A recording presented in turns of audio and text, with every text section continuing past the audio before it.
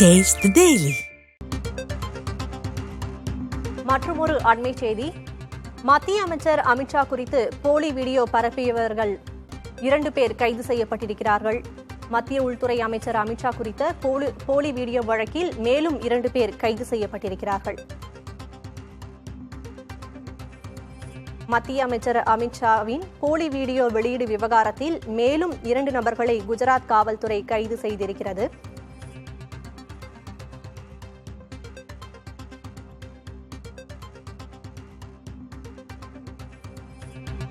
வீடியோவை பகிர்ந்த தெலுங்கானா முதல்வர் ரேவந்த் ரெட்டிக்கு டெல்லி போலீசார் ஏற்கனவே சம்மன் அனுப்பியுள்ளனர். இந்நிலையில் இந்த போலி வீடியோ விவகாரத்தில் மேலும் 2 பேர் கைது செய்யப்பட்டிருக்கிறார்கள்.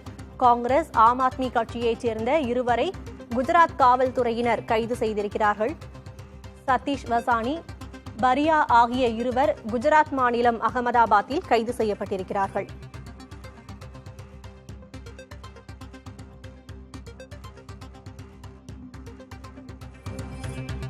கூடுதல் விவரங்களை வழங்குவதற்காக மூத்த செய்தியாளர் கணபதி இணைந்திருக்கிறார். கணபதி, அமித்ஷா குறித்து போலி வீடியோ பரப்பியவர்கள் மேலும் 2 பேர் கைது செய்யப்பட்டிருக்கிறார்கள். இது குறித்த கூடுதல் விவரம் என்ன?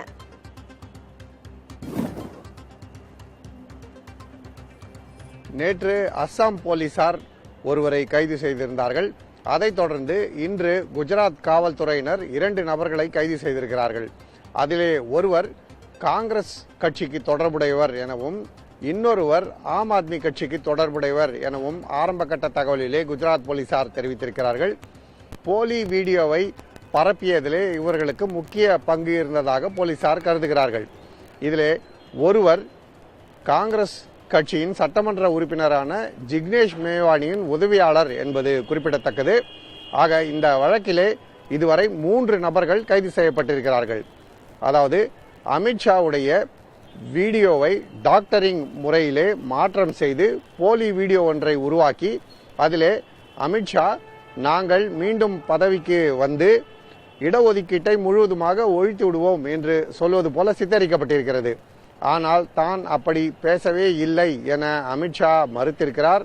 இன்று அஸ்ஸாம் மாநிலத்திலே அவர் செய்தியாளர்களை சந்தித்து அப்போது முழுமையாக மறுப்பு தெரிவித்தார். மத ரீதியான இடஒதுக்கீடை மட்டுமே நாங்கள் எதிர்க்கிறோம் எனவும் ஓபிசி, தலித் மற்றும் பழங்குடியினருக்கான இடஒதுக்கீட்டை நாங்கள் ஆதரிக்கிறோம், அதை எக்காரணத்தை கொண்டும் நீக்குவதற்கு நாங்கள் அனுமதிக்க மாட்டோம் எனவும் அவர் வலியுறுத்தியிருக்கிறார். இதை தவிர போலி வீடியோவை போட்டு காட்டி இது காங்கிரசார் பரப்பி வரும் போலி வீடியோ, நான் பேசிய உண்மையான வீடியோ இது இருக்கிறது என்று உண்மையான வீடியோவிலே அவர் என்ன பேசியிருந்தார் என்பதையும் போட்டு காட்டியிருக்கிறார். ஆகவே ஒரு புறம் அமித்ஷா தனது தரப்பு விளக்கத்தை அளித்திருக்கும் நிலையிலே இன்னொரு புறம் காவல்துறையினர் தங்களுடைய நடவடிக்கைகளை எடுத்துக்கொண்டிருக்கிறார்கள்.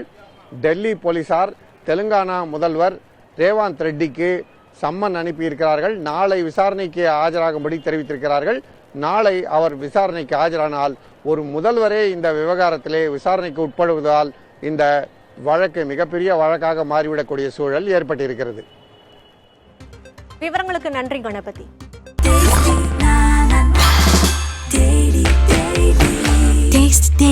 Taste the Daily.